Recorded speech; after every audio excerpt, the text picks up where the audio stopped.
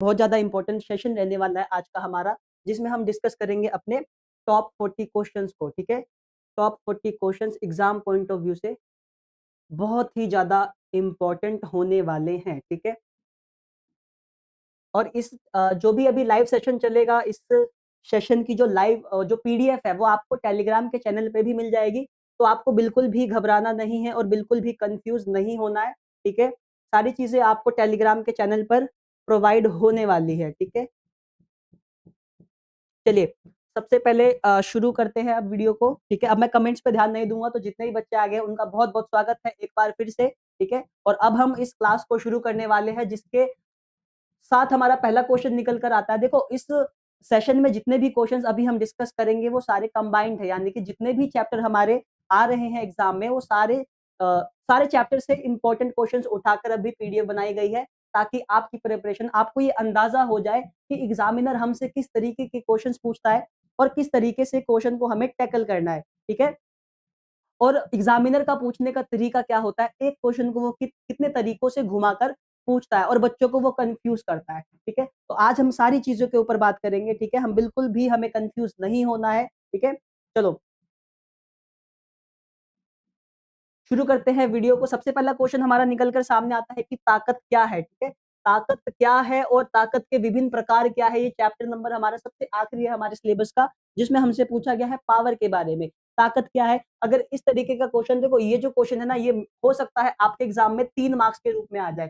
छोटा क्वेश्चन है, तो हो सकता है कि 3 मार्क्स में हमसे एग्जामिनर पूछ ले, ठीक है? ताकत की बात करते हैं, तो पहले क्या करोगे आप, अगर ऐसे क्वेश्चन्स आए तो आपको क्या करना है, ताकत को सबसे पहले एक्सप्लेन करना है। आपको ताकत की जो डेफिनेशन है, जो परिभाषा है, उस परिभाषा को आप बताओगे, ठीक है? देखो क्या कह रहा है हमसे आंसर की ताकत एक मांसपेशी की एकल मांसपेशी संकुचन में बल लगाने की क्षमता है। और आज के ज़माने में ना सभी को क्या चाहिए, ताकत चाहिए। किसी को पैसे की पावर होती है, किसी के अंदर मस्कुलर, तो ये जो ताकत है हमारा हमारा फिजिकल एजुकेशन में जो ये इस ताकत की बात की गई है, कि कौन सी ताकत है, तो बल लगाने की एक ताकत है, किसके सहायता से, मांसपेशियों की सहायता से, ठीक है? यह प्रतिरोध पर काबू पाने की भी एक क्षमता होती है, ठीक है?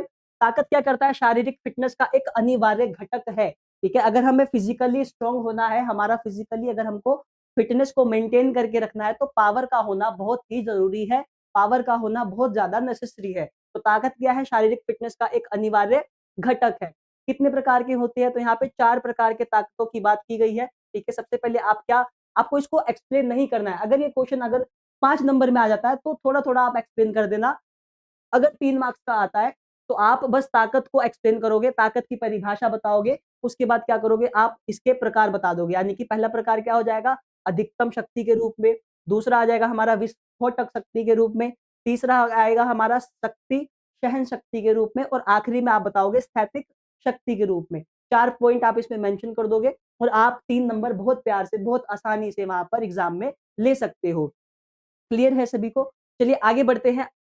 नेक्स्ट क्वेश्चन की हम बात करते हैं। नेक्स्ट क्वेश्चन क्या कहता है कि फर्टलेक प्रशिक्षण के लाभ बताएं, यानी कि जो फर्टलेक ट्रेनिंग होता है, ठीक है, इसके प्रशिक्षण के क्या लाभ है, इसकी ट्रेनिंग के क्या लाभ है, ठीक है ना? तो ये जो क्वेश्चन है, इसको आप इंपॉर्टेंट में हाईलाइट करो, इसको आप इंपॉर्टेंट में हाईलाइट लेके चलो, ठीक है? क्योंकि इंपॉर्टेंट इस वे में, क्योंकि ये जो क्वेश्चन है ये रिपीट होता आ रहा है, ठीक है? इस क्वेश्चन को बहुत ज़्यादा रिपीट कर करके हमसे पूछा गया है फिजिकल एजुकेशन के एग्जाम में, ठीक है? तो इसमें हमें बताना है कि फर्टलेक प्रशिक्षण के लाभ, सिर्फ देखो लाभ की बात की गई है तो हम लाभ बताएँगे। ये भी देखो 4 पॉइंट मेंशन, 4 या 5 पॉइंट मेंशन है, 3 नंबर में ये क्वेश्चन आया हुआ है, ठीक है? अगर 5 में आता है, तो आप इसको बड़ा करके भी लिख सकते हो, ठीक है? आपको इसमें थोड़े से और पॉइंट ऐड करने पड़ेंगे, अगर 5 मार्क्स में ये क्वेश्चन आता है तो, ठीक है? बाकी इसमें हम क्या-क्या पॉइंट मेंशन कर सकते हैं, इसके क्या बेनिफिट्स होते हैं, लाभ क्या-क्या है इसका, तो पहला आप बताओगे कि ये क्या करता है, ताकत और हृदय श्वसन सहन शक्ति को बढ़ाने के लिए अच्छा है, ठीक है? दूसरे में आप बताओगे कि एक समय में कई एथलीट इस प्रशिक्षण कार्यक्रम में भाग लेते हैं, यानी कि इसमें ये जो ट्रेनिंग होता है ना, इस ट्रेनिंग में बहुत सारे एथलीट या बहुत सारे हम बोल सकते हैं कि स्पोर्ट्स पर्सन जो होते हैं वो पार्टिसिपेट करते हैं, ठीक है? यह प्रशिक्षण पद्धति कठोर नहीं है, ठीक है? लचीली प्रकृति की है, यानी कि फ्लेक्सिबल होता है, मतलब फ्लेक्सिबली ये एक वर्ड होता है ना, फ्लेक्सिबिलिटी, ठीक है? तो इस ट्रेनिंग में हमें फ्लेक्सिबिलिटी देखने को मिलती है, ठीक है? ये क्या करता है, अगले में हृदय और फेफड़ों की कार्यक्षमता में सुधार करता है, यानी कि हमारा जो हार्ट है, ठीक है? और हमारा जो लंग्स है उसको क्या करता है, ये इम्प्रूव करने में मदद करता है।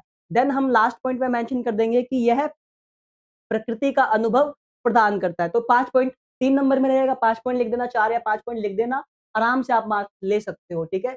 इसको आप इम्पोर्टेंट में हाइलाइट कर लो क्योंकि ये जो क्वेश्चन है ये बहुत बार हमसे पूछा गया है, ठीक है? तो आपको इस क्वेश्चन को छोड़ना नहीं है। देखो, लाइव क्लास चल रही है तो आप क्या कर सकते हो, हर एक क्वेश्चन का स्क्रीनशॉट ले सकते हो, ठीक है? देखो, हर एक क्वेश्चन का मत लेना, जो क्वेश्चन मैं अगर आपको बताऊँ ना कि ये क्वेश्चन इम्पोर्टेंट है, आप उस क्वेश्चन का स्क्रीनशॉट ले सकते हो, ठीक है? चलिए आगे बढ़ते हैं अगले क्वेश्चन की तरफ। तो अगला है हमारा, प्रशिक्षण का अर्थ स्पष्ट करें, ठीक है? यानी कि ट्रेनिंग क्या होता है? यहाँ पे हमसे पूछा गया है ट्रेनिंग की डेफिनेशन। प्रशिक्षण क्या अर्थ स्पष्ट करें, तो आपको बताना है कि ट्रेनिंग क्या होता है, जिसमें हम किसी कार्य को करने के लिए एक योजना तैयार करते हैं, खिलाड़ियों को मजबूत करते हैं, है ना? उनको हम प्रोवाइड करवाते हैं ट्रेनिंग, ठीक है? तो यही आपको इसमें लिख देना है, ठीक है? डेफिनेशन के तौर पर। देखो, प्रशिक्षण का क्या अर्थ होता है कि किसी व्यक्ति को किसी कार्य के लिए, किसी व्यक्ति की जगह आप किसी खिलाड़ी भी लिख सकते हो, ठीक है? तो किसी व्यक्ति या किसी खिलाड़ी को किसी कार्य के लिए तैयार करना, उसको रेडी करना, ठीक है ना? उसको ट्रेनिंग प्रोवाइड करना, ठीक है? सपोज़ हम लोग क्या करते हैं, अगर हम अ, सपोज़ क्रिकेट का मैच हो रहा होता है, तो उस मैच से पहले हम लोग क्या करते हैं, प्रैक्टिस करते हैं। हमारे जितने भी इंडियन प्लेयर्स होते हैं, वो प्रैक्टिस करते हैं, ट्रेनिंग लेते हैं अच्छी, मतलब कोच वगैरह से, उसके बाद वो लोग मैच खेलने जाते हैं। तो ऐसे पॉइंट्स आप अपने हिसाब से भी बना के इसमें कर सकते हो। ये क्या करता है, ये किसी कार्य के लिए तैयारी की प्रक्रिया है, ठीक है? कई देशों में न केवल प्रमुख अंतर्राष्ट्रीय प्रतियोगिताओं में सफलता के लिए, बल्कि स्वास्थ्य प्रतिभागियों के विकास के लिए भी एक प्रभावी प्रशिक्षण कार्यक्रम की महत्वता को पहचान है, ठीक है? तो प्रशिक्षण क्या है, आमतौर पर हम क्या करते हैं, किसी ट्रेनिंग मतलब एक तरीके से ना, जो हमारे स्पोर्ट्स पर्सन होते हैं या हमारे कोई भी लोग होते हैं, उनको हम किसी चीज़ के लिए बेसिकली तैयार करते हैं, उनको रेडी करते हैं, ठीक है? आगे बात करते हैं पुरुषों और महिलाओं में, ठीक है? अगला क्वेश्चन क्या कहता है कि पुरुषों और महिलाओं की मांसपेशी प्रणाली कैसे भिन्न होती है? यानी कि अगर हम कंपैरिज़न करें एक मेल और एक फीमेल का, तो उनकी जो मांसपेशियाँ होती है, ठीक है? उनमें क्या डिफरेंस होता है? अलग-अलग क्यों होती है? तो ये हमसे पूछा गया है, ठीक है? जनरल क्वेश्चन है, हो सकता है एग्ज़ाम में आ जाए, तो आपको बता देना है क्या पॉइंट इसमें मेंशन करोगे आप, कि पुरुषों की जो मांसपेशियाँ होती है ना, वो महिलाओं की तुलना में अधिक मजबूत होती है, ठीक है? स्टार्टिंग से ही हम देखते आ रहे हैं कि जो अ, मेल होता है वो काफ़ी स्ट्रॉन्ग माना जाता है फीमेल के अकॉर्डिंगली, ठीक है? तो इस तरीके से क्या आप ये पॉइंट मेंशन कर सकते हैं, क्योंकि उनमें मांसपेशियों का जो द्रव्यमान होता है, यानी कि उनका जो मास होता है किसका? मेल का, ठीक है ना? पुरुषों का जो मांसपेशियों का जो मास होता है, उनका जो द्रव्यमान होता है, ठीक है? और उनकी जो संरचना होती है, वो भी क्या होती है? महिलाओं की तुलना में अधिक होती है और स्ट्रॉन्ग होती है, ठीक है? तो ये सारी चीज़ें आप इसमें मेंशन करोगे, और मांसपेशियों से जुड़ी जो हड्डियाँ होती है, और महिलाओं की तुलना में पुरुषों में अधिक मजबूत भी मानी जाती है। सपोज़ हड्डी मजबूत होगा तो ऑब्वियसली मांसपेशियाँ भी मजबूत होगी, ठीक है? तो आप ये सारी चीज़ें मेंशन कर सकते हो। अगर आपसे पूछा जाए कि पुरुषों और महिलाओं की मांसपेशियाँ भिन्न कैसे होती है, अलग कैसे होती है, तो आप बता सकते हो कि जो पुरुष होते हैं उनकी मांसपेशियाँ महिलाओं की मांसपेशियों से अधिक होती है। पुरुषों की हड्डी महिलाओं की हड्डी से ज़्यादा अधिक मतलब होती है, इस तरीके से मजबूत होती है, ऐसे पॉइंट्स आप इसमें मेंशन कर देना। चलिए आगे बढ़ते हैं, अगला प्रश्न हमारा क्या कहता है कि मांसपेशियों के आकार और ताकत पर उम्र बढ़ने के प्रभावों की व्याख्या कीजिए। यानी कि जो हमारी मांसपेशियों के आकार में जो परिवर्तन आता है, जो चेंजेस आते हैं, हमारी एज के अकॉर्डिंगली। जैसे-जैसे आप देखोगे कि हम ओल्डर एज में आते रहते हैं, हम काम करना धीरे-धीरे बंद कर देते हैं। हम वो सारी एक्टिविटी करना बंद कर देते हैं, जो हम यंगर एज में करते हैं, ठीक है? तो यही हमसे पूछा गया है कि मांसपेशियों के आकार और ताकत पर उम्र बढ़ने के साथ-साथ क्या-क्या चेंजेस आती है? मतलब क्या प्रभाव क्या पड़ते हैं, ठीक है ना? प्रभावों की बात की गई है, ठीक है? तो आपको बता देना है, इसमें आप क्या बताओगे? देखो, इसमें तो आपको भी अपना दिमाग लगाना है कि जब आप ज़्यादा एज के हो जाओगे, तो आपकी जो मांसपेशियाँ क्या है, वो काम मतलब वो स्ट्रॉन्ग जो होती है ना, वो कम हो जाती है, ठीक है? तो आप बता दोगे कि जैसे-जैसे व्यक्ति की जो उम्र बढ़ती है, जैसे-जैसे उनकी एज बढ़ती है, मांसपेशियों के आकार में क्या होता है? कमी आ जाती है। उनकी जो मांसपेशियों का जो साइज़ होता है, वो कम होना शुरू कर देता है, और ऐसा माना जाता है कि यह कमी कैसे आती है? आंशिक रूप से प्रोटीन की मात्रा में कमी से आती है, ठीक है? तो मांसपेशियों की आकार में कमी कब आएगी? जब आप प्रोटीन की चीज़ों का सेवन नहीं करोगे, आप लोग जंक फूड ज़्यादा खाओगे, ठीक है ना? मोमोज़, चाउमीन जो भी आप लोग खाते हो, ठीक है? उससे हमारी मांसपेशियाँ स्ट्रॉन्ग नहीं होती है, तो वो हेल्दी नहीं है, आप लोग नहीं खाना, ठीक है? मांसपेशियों के तंतुओं की संख्या और आकार में कमी के कारण भी ऐसा हो सकता है, ठीक है। जैसे-जैसे हम ओल्डर एज में आते हैं, हमारे मांसपेशियों की जो संख्या होती है ना हमारी बॉडी के अंदर, वो क्या करना हो जाती है, वो कम करना शुरू कर देती है, ठीक है। यह आमतौर पर बढ़ती उम्र के साथ जुड़ी अपक्षयी बीमारियों के कारण भी होता है, ठीक है। तंत्रिका तंतुओं को प्रभावित करती है, ठीक है। ताकत में वृद्धि, मांसपेशियाँ, फाइबर, ठीक है, हाइपरट्रोफी से संबंधित होती है, जिसका अर्थ है कि मांसपेशियों के आकार में वृद्धि के समांतर ताकत बढ़ती है, ठीक है। बस आपको इसमें इसमें ये ध्यान रखना है कि जैसे-जैसे हम लोग ओल्डर एज में आते रहते हैं, हमारी मांसपेशियों का जो आकार होता है, हमारी मांसपेशियों का जो आकार होता है, वो कम होने लग जाता है, ठीक है? और हमें बहुत सारी बीमारियों के कारण भी कभी-कभी ऐसा हो जाता है। और आप तीसरा पॉइंट ये मेंशन कर देना कि मांसपेशियाँ जो होती है ना हमारी, अ, प्रोटीन की कमी के कारण भी कभी-कभी ऐसा संभव हो जाता है, ठीक है? अगला अगला क्वेश्चन देखते हैं। अगले क्वेश्चन में क्या पूछा गया हमसे कि विटामिन क्या है? विटामिन के प्रकारों के नाम बताइए, ठीक है? और विटामिन देखो इस क्वेश्चन को क्या किया है एग्जामिनर हमसे यहाँ पे ना हमसे माइंड गेम खेलना चाहता है। वो हमें इसी क्वेश्चन को 2 तरीकों से पूछने की कोशिश कर रहा है। तो मैंने दोनों तरीकों को यहाँ पे ऐड किया है कि सबसे पहले हो सकता है आपसे वो ऐसे पूछ सकता है कि विटामिन क्या है? ठीक है? विटामिन के प्रकारों के नाम बताइए। उसके बाद पूछ सकता है कि अगर इस तरीके से उसने नहीं पूछा तो वो इस तरीके से डेफिनिटली आपसे क्वेश्चन पूछ लेगा कि विटामिन शरीर के कामकाज के लिए बहुत ज़रूरी है और इन्हें 2 समूहों में बाँटा गया है। इनके बारे में विस्तार से बताइए, ठीक है? देखो क्वेश्चन का आंसर सेम रहेगा, बस क्वेश्चन को पूछने का तरीका अलग हो गया थोड़ा। थोड़ा-सा पैटर्न यहाँ पे चेंज हो गया है। बाकी क्वेश्चन को पूछने का तरीका क्या है? सेम रखा गया है यहाँ पे। तो आपको कन्फ्यूज़ नहीं होना है, एग्ज़ामिनर का काम ही है बच्चों को घुमाना, बच्चों के दिमाग के साथ खेलना। लेकिन आपको क्वेश्चन अगर अच्छे से अगर आप क्वेश्चन को समझ पाओगे, ठीक है? क्वेश्चन को समझने में अगर आप देरी नहीं करोगे, ठीक है? तो आप ईज़िली उस क्वेश्चन को टैकल कर सकते हो। हमसे विटामिन की बात पूछी गई है, तो हम पहले क्या करेंगे? हम विटामिन की डेफिनिशन को लिख देंगे, ठीक है ना? विटामिन क्या है? तो विटामिन कार्बन के यौगिक हैं, ठीक है? ये हमें विभिन्न बीमारियों से बचाते हैं। ये तो सभी को पता होगा कि विटामिन के बारे में, विटामिन होता क्या है, ठीक है? तो थोड़ा-सा हम चैट की तरफ जाते हैं और आप सभी कमेंट बॉक्स में एक-एक वर्ड में बताओ कि विटामिन क्या होता है, ठीक है? विटामिन आप लोगों के अनुसार विटामिन किसे कहते हैं, ठीक है?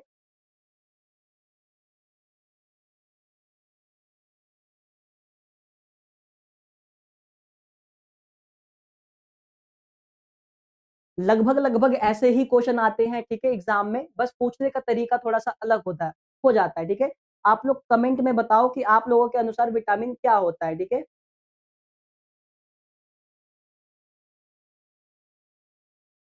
विटामिन डी नहीं, विटामिन होता क्या है? विटामिन की डेफिनिशन क्या होती है? चलो ये बताओ आप लोग कि विटामिन कितने प्रकार के होते हैं? आप लोग ये बताओ कमेंट्स में फटाफट से बताओ, विटामिन होता क्या है?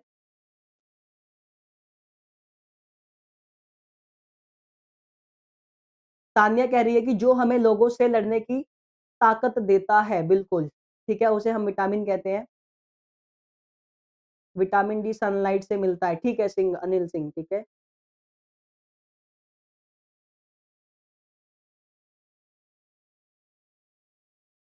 चलो, आगे बढ़ते हैं तो देखो क्वेश्चन को पूछने का तरीका एग्जामिनर ने हमसे यहाँ पे चेंज कर दिया। एक ही क्वेश्चन को वो 2 तरीकों से हमसे पूछ रहा है, ठीक है? तो विटामिन क्या है? तो कार्बन के ऐसे यौगिक होते हैं जो हमें क्या करता है विभिन्न बीमारियों से, अन्य प्रकार की बीमारियों से हमें बचाने में हमारी मदद करते हैं, ठीक है? ये विटामिन होता है और हमारे शरीर की जो सामान्य वृद्धि और विकास के लिए भी बहुत ज़रूरी होते हैं। अगर हमें अपने आप को विकास करना है, हमें अपने शरीर का विकास करना है, तो हमें पौष्टिक चीज़ें खानी पड़ेगी, हमें विटामिन से रिलेटेड चीज़ों को खाना पड़ेगा, ठीक है? देखो विटामिन के प्रकार की अगर हम बात करें तो विटामिन के जो प्रकार है वो विभिन्न विटामिन है जैसे कि vitamin A, vitamin C, vitamin D, vitamin E, vitamin K और विटामिन बी कॉम्प्लेक्स, ठीक है?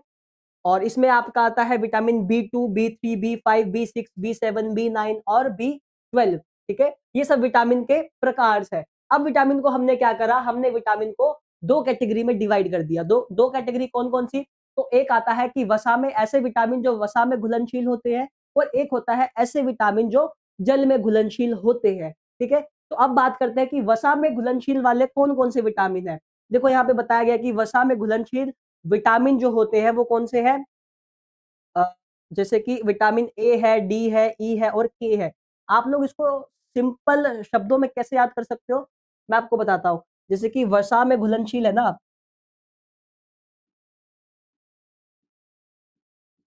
आप इसको KEDA में याद कर सकते हो, यानी कि विटामिन के, विटामिन ई, विटामिन डी और विटामिन ए।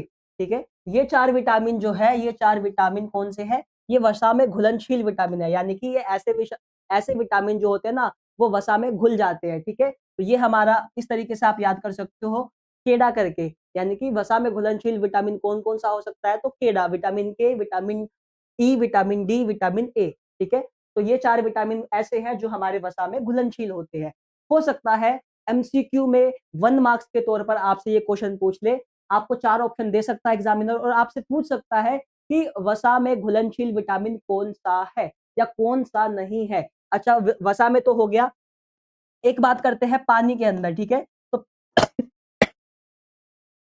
पानी में घुलनशील विटामिन की अगर हम बात करें, ठीक है, पानी में, तो पानी में कौन से विटामिन आते हैं? कौन से विटामिन बच गए हैं यहाँ पे देखो, बी और सी। ठीक है, बी और सी, तो ये विटामिन जो ऐसे हैं जो पानी में घुलनशील होते हैं।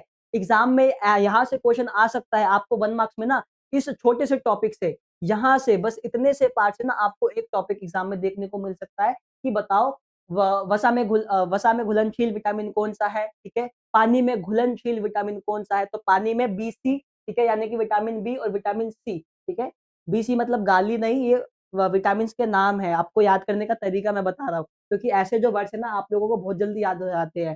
ठीक है, तो आपको बस याद करने के लिए पानी में बी और सी और वसा में केड़ा, ठीक है ना, KEDA, इस तरीके से आप इसको याद कर सकते हो। बाकी पीपीटी आपको जो पीडीएफ है वो आपको टेलीग्राम के चैनल पे मिल ही जाएगी, तो आपको बिल्कुल भी घबराना नहीं है। चलिए आगे बढ़ते हैं, अगला टॉपिक है, अगला क्वेश्चन।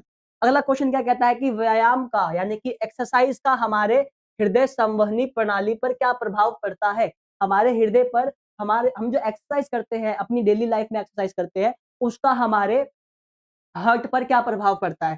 ठीक है, तो आपको इसमें सबसे पहले क्या पॉइंट मेंशन करना है? आप बताओगे कार्डियक आउटपुट के बारे में। क्या बताओगे? कार्डियक आउटपुट के बारे में। ये क्या होता है? देखो,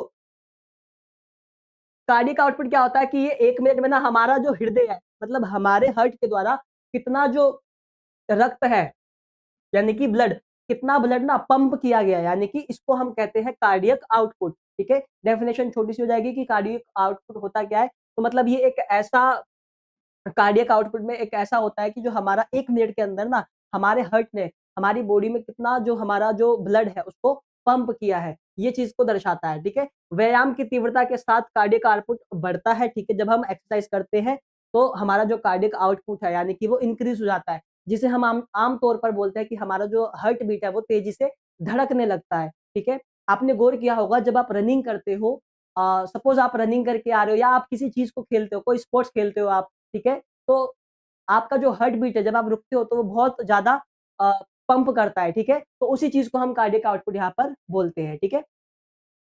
ठीक है, आराम के समय ये कितना होता है? 4 से 6 लीटर मिनट होता है, ठीक है? और व्यायाम के समय कितना बढ़ जाता है ये? 20 से 40। ये डाटा ना आप इसमें मेंशन करना अपने एग्ज़ाम आंसर शीट पर, ठीक है? ये डाटा आप मेंशन करोगे ना, आपके जो मार्क्स है वो नहीं कटेंगे, ठीक है? उसके बाद हम बात करते हैं हृदय गति। 1 मिनट में हृदय के संकुचन की संख्या को हृदय गति कहते हैं, ठीक है? कि हमारे हृदय की जो संकुचन है 1 मिनट के अंदर कितनी है, ठीक है? व्यायाम के द्वारा क्या होता है? हृदय गति कितनी हो जाती है, इस चीज़ को मापा जाता है। उसके बाद हम जो हमारा ब्लड फ्लो है, रक्त का जो प्रवाह है, हम उसको मेंशन करेंगे कि व्यायाम से क्या होता है, एक्सरसाइज से हमारा जो ब्लड फ्लो है, हमारा रक्त का जो प्रवाह है वो भी क्या होता है, तीव्रता से बढ़ने लगता है। ठीक है, लैक्टिक एसिड का अधिक संचय होने लगता है हमारे शरीर में, ठीक है ना, चयापचय उत्पादों का उत्पादन होने लगता है। ठीक है, इससे हमारा क्या करता है, हृदय उत्पादन में हमारा जो रक्त है वो बहुत ज्यादा तेजी से बढ़ जाता है। इन सारी पॉइंटों को आप इसमें मेंशन कर सकते हैं। चलिए आगे बढ़ते हैं।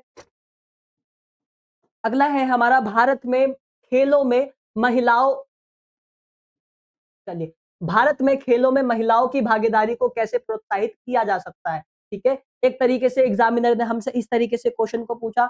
दूसरा तरीका क्या है कि खेलों में महिलाओं की भागीदारी बढ़ाने के तरीकों पर संक्षेप में चर्चा कीजिए।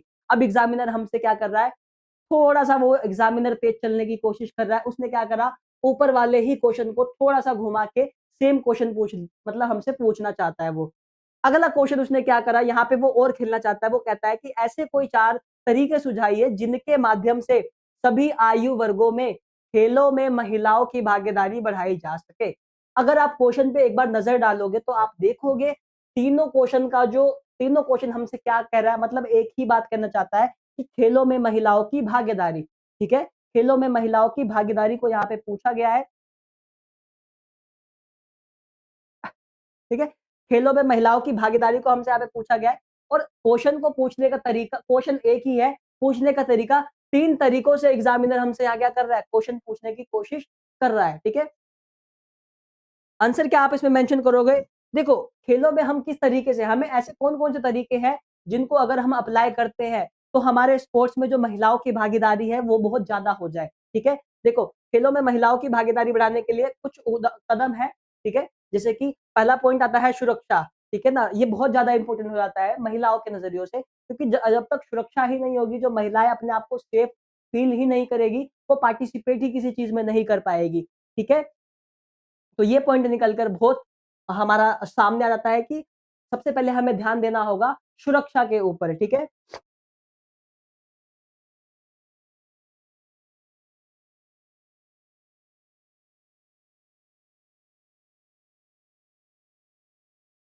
चलिए, तो हम सबसे पहले सुरक्षा को मेंशन करेंगे। ये महिलाओं के लिए बहुत ज़्यादा ज़रूरी है। चैट बॉक्स में भी मैं चैट पढ़ रहा हूँ आप सभी के, ठीक है? तो आप अपने में ही बातें किए जा रहे हो, तो आपको थोड़ा-सा इधर ध्यान देना है, ठीक है? मैं नाम नहीं लूँगा किसी का भी, तो सुरक्षा बहुत ज़्यादा ज़रूरी है, ठीक है?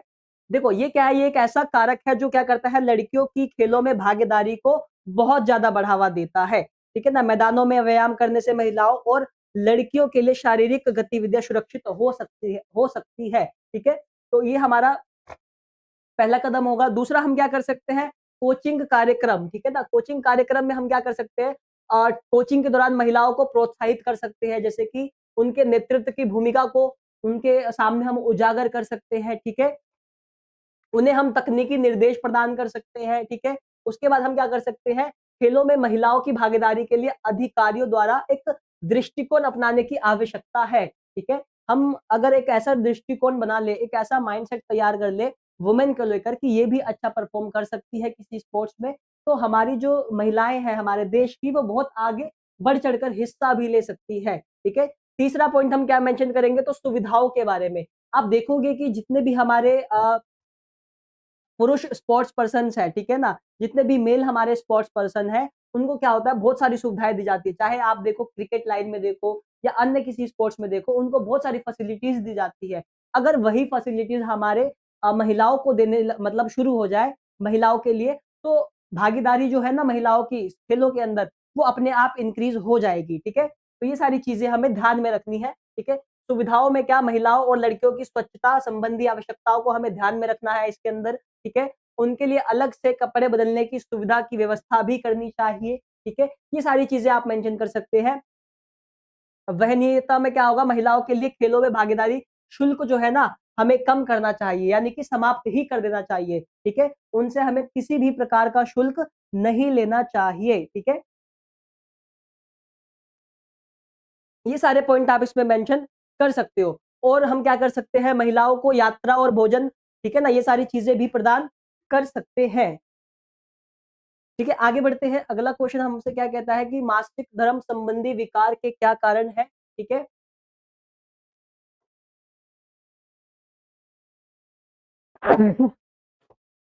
थोड़ा-सा कोल्ड है मुझे, तो आप मैनेज कर लेना और थोड़ा-सा ना पीपीटी में क्या है कि लैंग्वेज जो है ना, मतलब थोड़ी-सी गल मिसप्रिंट आप कह सकते हो उसमें हुआ है, ठीक है।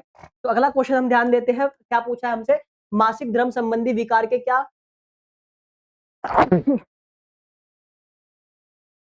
क्या कारण है, ठीक है? तो देखो, हमसे विकार के कारण पूछा गया, तो आप सबसे पहले क्या मेंशन करोगे इसमें?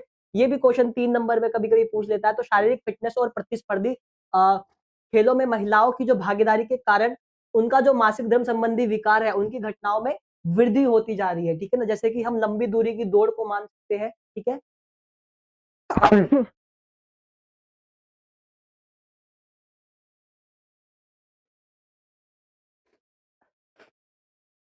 ठीक है? उसके बाद हम अन्य खेलों में भी मान सकते हैं, ठीक है?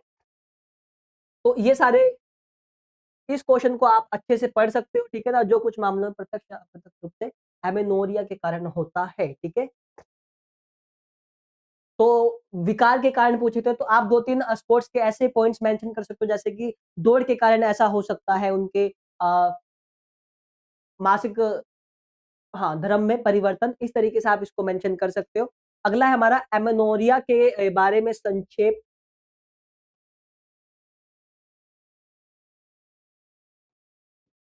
अगला है हमारा एमेनोरिया के बारे में संक्षेप में बताएं और ये महिला एथलीटों से कैसे जुड़ा है, ठीक है। एमेनोरिया क्या होता है, तो इसका मतलब होता है कि मासिक धर्म का ना होना, ठीक है।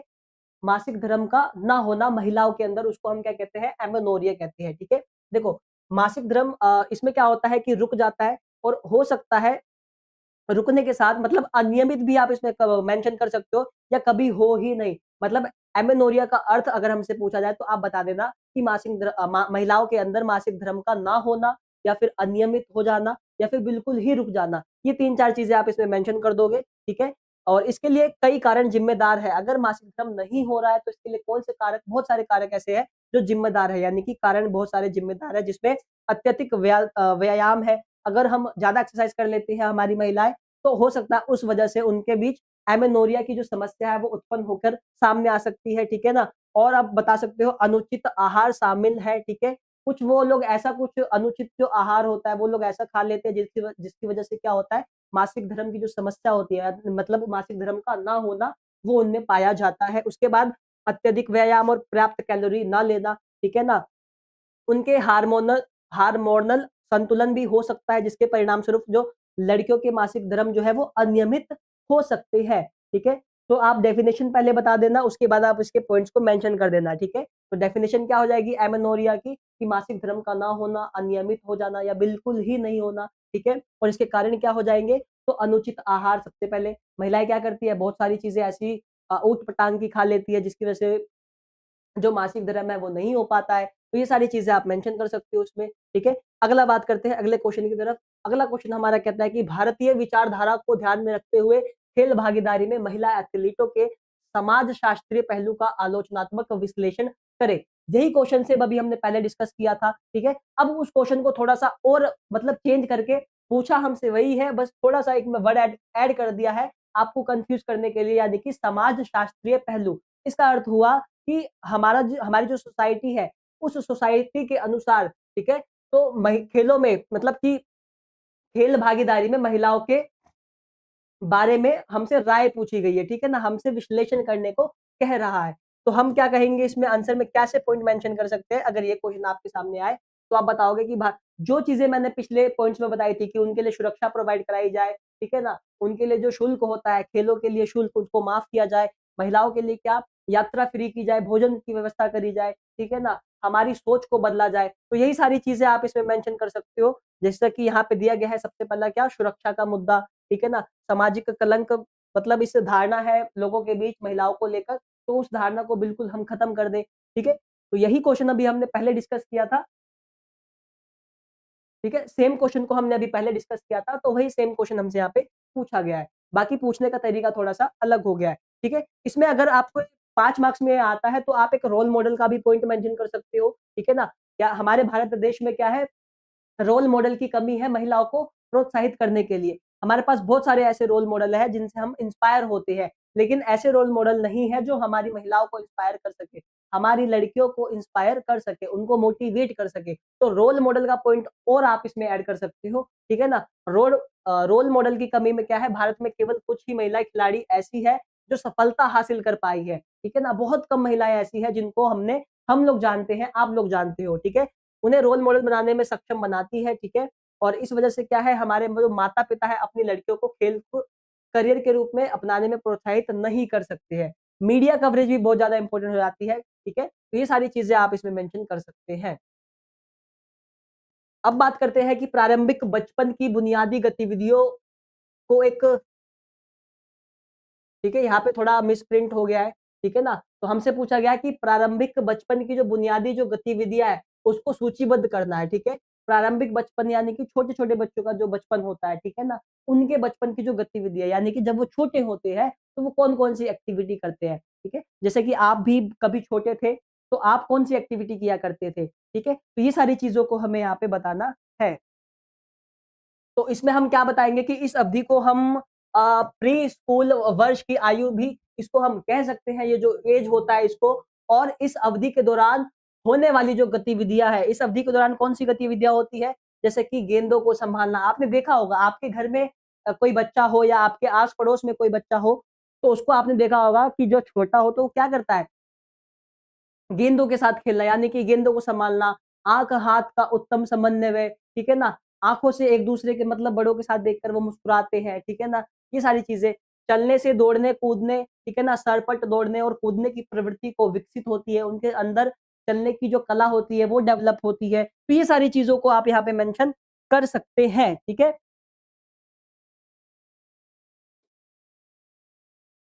उसके बाद स्किपिंग, किकिंग और संतुलन तंत्र, ठीक है ना? पूर्ण किक और बैक स्विंग मतलब कि वो अपने ही मतलब जो-जो उनके बच्चों का जो होता है, वो सारी चीज़ें आप मेंशन कर देना इस क्वेश्चन में। आगे बात करते हैं, अगला क्वेश्चन हमसे क्या कहता है? तो अगला प्रश्न है, क्या सहन शक्ति बच्चों के गामक विकास, ठीक है ना? यहाँ पे आप क्या कर लो, गामक विकास कर लो, ठीक है? तो थोड़े से वर्ड्स ऐसे हैं जो इस पीपीटी में थोड़े से मिसप्रिंट हो गए हैं, तो आपको कन्फ्यूज़ नहीं होना है। तो हमसे पूछा गया है, क्या सहन शक्ति बच्चों के गामक विकास को प्रभावित कर सकती है, ठीक है? तो बिल्कुल कर सकती है। तो आपको कहना है कि हाँ, सहन शक्ति सहन शक्ति को हम धीरज भी बोलते हैं अपनी आम बोलचाल की भाषा में। तो सहन शक्ति क्या है? बच्चों के गामक विकास को प्रभावित, ठीक है? बच्चों के गामक विकास को प्रभावित करता है, ठीक है ना? सहन शक्ति क्या मतलब सहन शक्ति से हम सपोज़ हम किसी चीज़ को कर रहे हैं, किसी गतिविधि को कर रहे हैं, उसके लिए हमें क्या है कि परिश्रम को बनाए रखने की ये एक क्षमता के रूप में हम इसको मापते हैं, ठीक है? सहन शक्ति की डेफिनिशन की अगर हम बात करें तो आपको डेफिनिशन में क्या बताना है कि किसी भी गतिविधि की परिश्रम को, ठीक है ना? मतलब हमें ये चेक करना होता है कि हम उस एक्टिविटी को कितनी बार कर रहे हैं, ठीक है? हम रेगुलर वे में उस एक्टिविटी को कर रहे हैं या नहीं? ये सारी चीज़ें होती है। देखो खराब सहन शक्ति वाला बच्चा क्या करेगा, एक सीढ़ी चढ़ने में सक्षम हो सकता है, लेकिन सीढ़ियों की एक उड़ान नहीं भर सकता है, ठीक है? देखो हमें बच्चों के गुण से ही पता चल जाता है कि बच्चा आगे चलकर क्या करने वाला है, ठीक है? तो हम इस तरीके से अपने आंसर में ये सारी चीज़ें मेंशन कर सकते हैं, ठीक है ना? सहन शक्ति में क्या होता है तो मांसपेशियों का जो टोन होता है, मतलब मांसपेशियों की टोन और ताकत की व्यवस्था आप इसको वो रख सकते हो। हृदय और फेफड़ों का कार्य, प्रेरणा जैसे कई कारक इसमें आप ऐड कर सकते हो, ठीक है? छोटा-सा क्वेश्चन था 3 मार्क्स में आ सकता है तो आपको छोड़ना नहीं है, आप स्क्रीनशॉट भी ले सकते हैं। उसके बाद बात करते हैं कि घुटने में दर्द के क्या कारण है? घुटने में दर्द के क्या कारण है, ठीक है ना? तो घुटने में दर्द के कारण पूछा गया था, किन कारणों से घुटने में दर्द आता है? सपोज़ ये क्वेश्चन जो हो जाएगा ना, ये हमारी जो ओल्ड एज के लोग होते हैं, ठीक है ना? ओल्ड एज पीपल होते हैं, उनमें ये क्वेश्चन उनमें जो है घुटने की समस्या ज़्यादा देखने को मिलती है, ठीक है? उनमें जो है ये समस्या ज़्यादा देखने को मिलती है। तो घुटने में दर्द के क्या कारण हो सकते हैं? पहला पॉइंट आप क्या बताओगे? मांसपेशियों और स्नायु बंधन की कमज़ोरी, उसके बाद अधिक वज़न वाला शरीर अगर जिसका बहुत ज़्यादा हेवी वेट होगा, वो क्या कर पाएगा? वो मतलब एक जगह बैठेगा तो उठने में उसको क्या होगी? थोड़ी-सी तकलीफ होगी, थोड़ी-सी परेशानी भी होगी। उसके बाद संतुलित आहार का अभाव भी आप मेंशन कर सकते हो। उसके बाद हम विटामिन डी की कमी हम इसमें मेंशन कर सकते हैं, कैल्शियम की कमी और फास्फोरस की कमी, ठीक है? ये सारे पॉइंट्स देखो आपने कहीं न कहीं सुने होंगे लेकिन आपको पता नहीं है कि इनको हम यूज़ कहाँ कर सकते हैं। तो आप इस तरीके से सारे आंसर को अपने एग्ज़ाम में मेंशन कर सकते हो। चलिए आगे बढ़ते हैं, अगला प्रश्न हमसे क्या कहता है कि सा हाँ, सामान्य आसन संबंधी विकृतियाँ बताएँ, ठीक है? 2 या 3 नंबर में छोटा-सा क्वेश्चन आ सकता है कि सामान्य आसन विकृति, ठीक है ना? तो सबसे पहले आप बता दोगे इसमें क्या-क्या हो जाएगा? क्योफोसिस, फ्लैट फुट, ठीक है ना? घुटने का मुड़ना, उसके बाद ठीक है? ये सारी चीज़ें आप इसमें मेंशन कर सकते हैं, ठीक है? चलिए आगे बढ़ते हैं, अगला क्वेश्चन हमसे क्या कहता है कि बैठने की सही मुद्रा क्या है? मतलब कि बैठने की सही मुद्रा क्या है? मतलब कौन-सा ऐसा सिटिंग पोस्चर गुड माना जाता है? तो देखो इस आसन में शरीर के जो अंग होते हैं सिर, कंधे, कूल्हे एक-दूसरे के साथ उचित संरेखण में होने चाहिए, सारे एक-दूसरे के साथ टच में होने चाहिए। उसके बाद बैठे हुए व्यक्ति का वजन एक बड़े क्षेत्र पर टिका होना चाहिए, एक बड़ा सरफेस पे एक व्यक्ति को बैठा होना चाहिए। उसके बाद ताकि जो दबाव समान रूप से वितरित हो सके, ठीक है ना? रीढ़ की हड्डी बिल्कुल सीधी होनी चाहिए, ठीक है ना? रीढ़ की हड्डी हमारी बिल्कुल सीधी होनी चाहिए। उसके बाद रीढ़ की हड्डी का ऊपरी हिस्सा कुर्सी के पिछले हिस्से को टच यानी कि सीधा लगा होना चाहिए। मतलब अगर हम बैठ रहे हैं तो आकृत जो सरफेस होना चाहिए वो इक्वल होना चाहिए और हम बैठे तो हमारा जो पोस्चर है इस तरीके से अगर हम ऐसे बैठ रहे हैं तो ये जो हमारी रीढ़ की हड्डी है वो सीधी होनी चाहिए। और हमारा जो रीढ़ की हड्डी है वो हमारी कुर्सी से टच होना चाहिए, ठीक है? तो ये सारी चीज़ें आप मेंशन कर दो इन चलिए आगे बढ़ते हैं। अगला प्रश्न क्या पूछ रहा है एग्जामिनर हमसे कहना चाहता है कि शैश अवस्था के दौरान विकासात्मक विशेषताओं की व्याख्या कीजिए, ठीक है?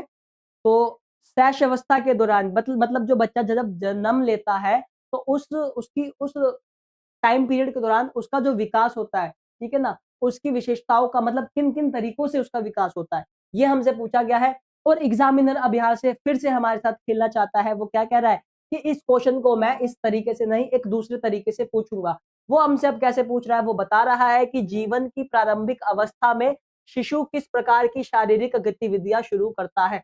अब मुझे ये बताओ कि आपको पहले वाला क्वेश्चन सबसे ज़्यादा ईज़िली समझ में आया या दूसरे वाला क्वेश्चन सबसे ज़्यादा ईज़िली समझ में आया? क्वेश्चन को देखो उसका आंसर एक है, वो हमसे एक ही बात जानना चाहता है, लेकिन वो क्या कर रहा है हमसे पूछने मतलब घुमा के क्वेश्चन को पूछ रहा है, ठीक है ना? वो यहाँ पे क्या कर रहा है, थोड़ा-सा हमें कन्फ्यूज़ करने की कोशिश कर रहा है, ठीक है? हम क्या बताएँगे कि विकासात्मक विशेषताएँ इस प्रकार हो सकती है शिशु की, वो क्या करता है, जिस ओर सिर मुड़ा होता है वो उस ओर अपनी बाह को आँखों के सामने बाएँ ठीक है? मतलब सपोज़ करो आपने देखा होगा एक छोटा-सा बच्चा जब मतलब वो जो सोता है मतलब पहले वो जिस तरफ मुड़ता है, मतलब उसका जो फेस होता है ना, उस तरीके से वो करवट बदल कर सोता है। ये सारी चीज़ें बताई गई है, ठीक है ना? कदम उठाने की प्रतिक्रिया में एक के बाद एक पैर उठाता है, पैरों को ऊपर करके खेलना, आपने नोटिस भी किया होगा। वयस्क की उँगली को सहज रूप से पकड़ना, जब आप बच्चे को ऐसे-ऐसे खिलाते समय कुछ भी हाथ-वाथ देते हो तो वो पकड़ लेता है तुरंत ही, ठीक है ना? एक तरफ से दूसरी तरफ लुढ़कना, ठीक है? मतलब कि जब वो बैठना शुरू कर देता है तो क्या करता है गुलाटियाँ मारना वो शुरू कर देता है, ठीक है? ये सारी चीज़ों को आप मेंशन कर सकते हैं, ठीक है? चलिए एक बार चैट बॉक्स में आ जाते हैं कि कितने बच्चे हमारे एक्टिव हैं। रोहित कह रहा है बोलो रिया बहन। रिया बोल ही नहीं रही रोहित, रिया ऑफलाइन है शायद, ठीक है? पूजा कह रही है कि हरियाणवी जी मैंने आपको फेसबुक पर रिक्वेस्ट भेजी थी। पूजा रिक्वेस्ट मत भेजो, आप अपनी एग्ज़ाम की तैयारी करो, रिक्वेस्ट बाद में भेज देना, रिक्वेस्ट अभी उतना ज़रूरी नहीं है, ठीक है?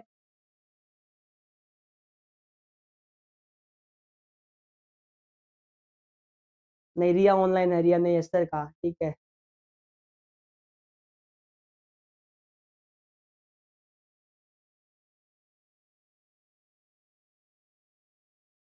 रिया वो तुमसे रोहित पूछ रहा है कि रिया बहन कहाँ चली गई हो? उसको रिप्लाई कर दो रिया कि तुम क्लास में ही हो और तुम एक्टिव हो, लेकिन वो एक्टिव नहीं है। रोहित तुम्हें भी एक्टिव हो जाना है, ठीक है?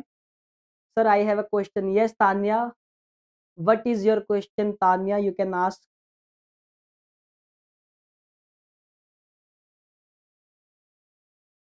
Good evening sir ji, good evening. Good evening Surya.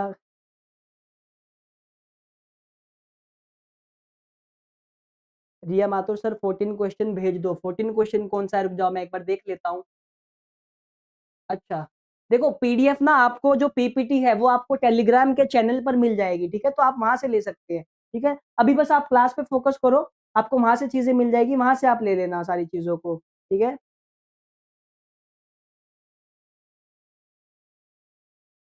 तनु सर आप कौन से बोर्ड का पढ़ा रहे हो? ये सीबीएसई बोर्ड का है, ठीक है? सीबीएसई बोर्ड का हम लोग अभी डिस्कस कर रहे हैं, ठीक है? ये क्वेश्चन हम लोग डिस्कस कर चुके हैं, अभी हम इस वाले क्वेश्चन पर हैं, 18 पर, ठीक है?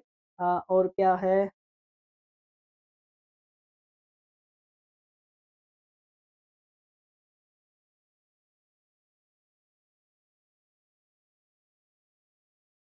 सुरेंद्र शाह ऑफिशियल तुम्हारा नाम भी ले लिया, खुश चलो, बहुत अच्छे। अब हम वापस अपने टॉपिक पर आ जाते हैं। हम टॉप 40 क्वेश्चंस को डिस्कस कर रहे थे फिजिकल एजुकेशन के लिए क्लास 12th वाले बच्चों के लिए, ठीक है? जो कि बहुत ही ज़्यादा इंटरेस्टिंग है और बहुत ही ज़्यादा ईज़ी लैंग्वेज में हम लोग डिस्कस कर रहे हैं, ठीक है? और पीडीएफ आपको चैनल के टेलीग्राम पर टेलीग्राम चैनल पर भी मिल जाएगा, तो वहाँ से भी आप इसको डाउनलोड कर सकते हो, जो कि आपको बिल्कुल फ्री ऑफ कॉस्ट मिलने वाला है, ठीक है? तो ये सारी चीज़ें आपको वहाँ से प्रोवाइड हो जाएगी। उसके बाद चलिए एक बार और ये सीबीएसई बोर्ड का है, ठीक है? सीबीएसई बोर्ड का है ये तनु, तनु ये सीबीएसई बोर्ड का है।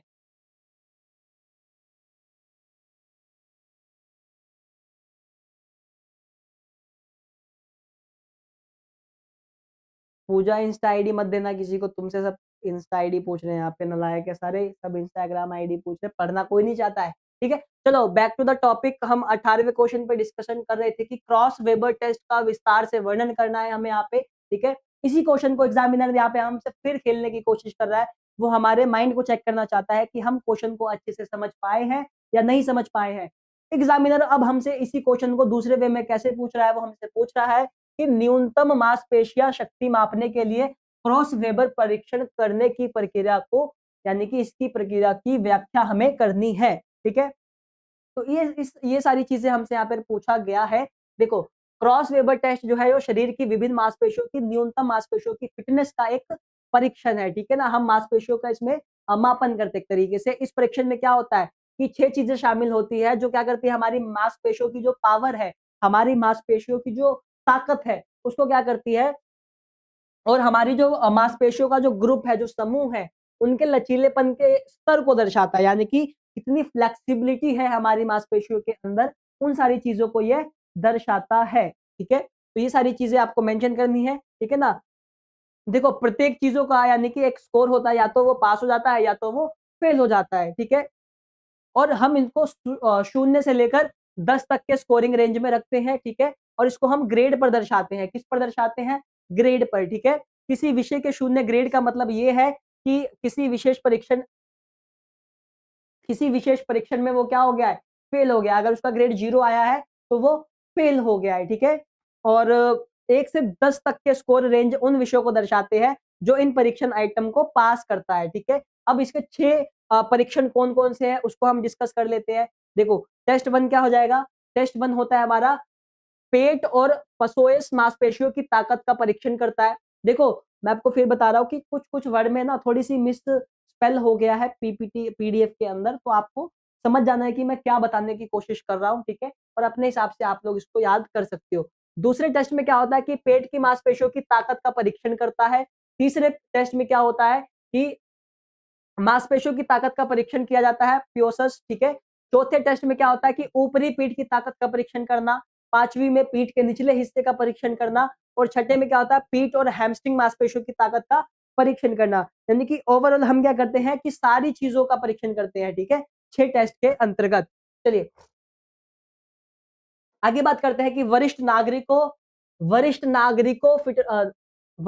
फिटनेस के लिए रिकली और जोन्स द्वारा तैयार किए गए परीक्षण के नाम बताइए, ठीक है। और प्रत्येक परीक्षण का उपयोग किन परीक्षण के लिए किया जाता है, ये हमसे यहाँ पे पूछा गया है। तो हमें बताना है यहाँ पे वरिष्ठ नागरिकों के फिटनेस के लिए रिक्ली और जोन्स का जो परीक्षण जो उन्होंने तैयार किया था वो किस तरीके से होगा।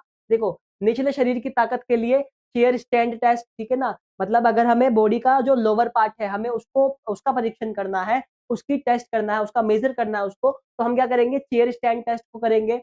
अगर हमें बॉडी के ऊपर वाले पार्ट को, यानी कि हमें ऊपरी हिस्से को मेजर करना है, तो हम ऊपरी शरीर की ताकत और सहन शक्ति के लिए आर्म कर्ल टेस्ट करेंगे, ठीक है ना। आर्म कर्ल टेस्ट आपको बताया भी था, ठीक है। उसके बाद निचले शरीर के फ्लेक्सिबिलिटी को, हमारी बॉडी का जो निचला पार्ट है, ठीक है, लोअर पार्ट की फ्लेक्सिबिलिटी को चेक करना है, तो उसके लिए हम chair sit and reach test करेंगे। और ऊपरी शरीर की फ्लेक्सिबिलिटी को जांचना है, तो हम क्या करेंगे, पीठ खुजलाने का परीक्षण करेंगे, यानी कि हमारा हाथ कहाँ तक जा पा रहा है, ठीक है। तो इस सारी चीजों को करेंगे। उसके बाद समन्वय और चपलता के लिए हम 8 फुट ऊपर और गो परीक्षण, यानी कि 8 फुट ऊपर और जाओ परीक्षण को हम करेंगे। उसके बाद एरोबिक फिटनेस और सहन शक्ति के लिए हम 6 मिनट का क्या करेंगे, वॉक टेस्ट करेंगे। 6 मिनट की क्या करेंगे, वॉक टेस्ट, यानी कि 6 मिनट हमें निरंतर चलना है। हमें ये चेक होता है कि हम चल पा रहे हैं निरंतर या नहीं, ठीक है।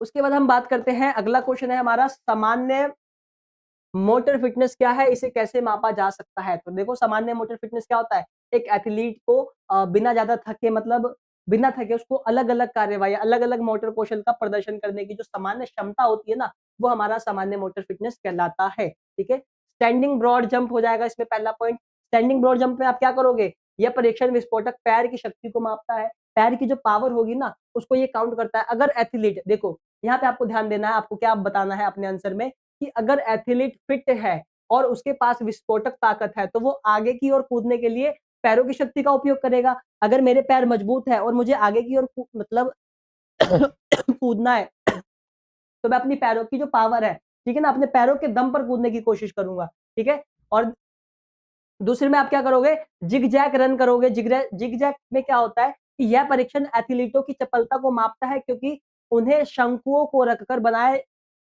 बनाए गए जिग जैग पथ पर दौड़ना होता है, यानी कि कोण लगा दिए जाते हैं, इस तरीके का कोण होता है, ठीक है, इस तरीके का कोण होता है जहां पे जिग जैग रनिंग कराई जाती है, ठीक है।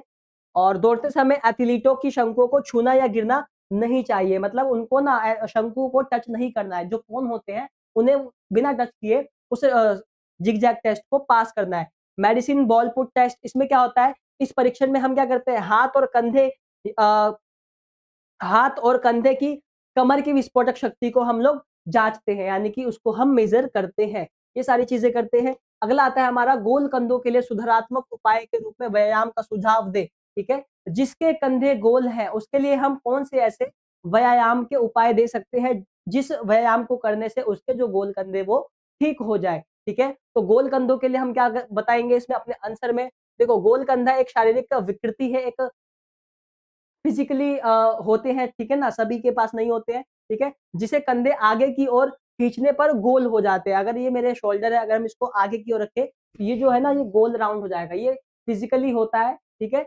और सिर आगे की ओर हो जाता है तथा जो ठुड्डी है वो आगे की ओर हो जाती है, ठीक है। अब इसको सुधारने के उपाय कौन कौन से हैं, ठीक है ना, किन व्यायाम के, किस एक्सरसाइज को अगर हम करें जिससे हमारी जो गोल कंधे है वो सुधार में आ जाए, ठीक है। देखो सही मुद्रा में हमें सबसे पहले खड़ा होना है, हम कहीं भी जाए हमें बिल्कुल सही मुद्रा में खड़ा, बिल्कुल हमारा जो स्टैंडिंग पोस्चर है वो करेक्ट होना चाहिए। अपनी उंगलियों को कंधों पर रखें और अपनी कोहनियों को दक्षिणावर्त और वामावर्त दिशा में घुमाए, यानी कि अ, दक्षिण की तरफ और उत्तर की तरफ, इस तरीके से ऐसे रख के ना, इस तरीके से हमें राउंड राउंड करके घुमाना है। आपने देखा होगा पार्क में बहुत सारे लोग करते हैं, बुजुर्ग बहुत सारे करते हैं, ठीक है। कुछ देर चक्रासन और धनुषासन करें, ठीक है। क्षैतिज पट्टी को कुछ समय तक पकड़े रहे, ठीक है। ये सारी चीजें हम इसमें मेंशन करेंगे। नेक्स्ट है हमारा, चपलता के लिए 8 फुट और गो परीक्षण यानी कि जाव परीक्षण को विस्तार से वर्णन करें।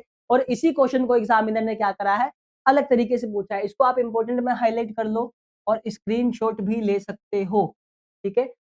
वो हमसे क्या पूछ रहा है कि 8 फुट ऊपर और गो परीक्षण की प्रक्रिया को समझाएं। तो ये 8 फुट परीक्षण क्या होता है, यानी कि गो परीक्षण जिसको हम बोलते हैं, ये है क्या। देखो 8 फुट और ऊपर जाओ परीक्षण का बुजुर्गों के लिए मतलब समन्वय और चपलता का परीक्षण है। मेनली किसके लिए कराया जाता है, ओल्ड लोगों के लिए कराया जाता है, ओल्ड पीपल के लिए कराया जाता है। इस परीक्षण में क्या होता है, इसका उद्देश्य क्या है, चलते समय गति, चपलता और संतुलन की मापन है, ठीक है ना। चलते समय हम उसके संतुलन को मापते हैं।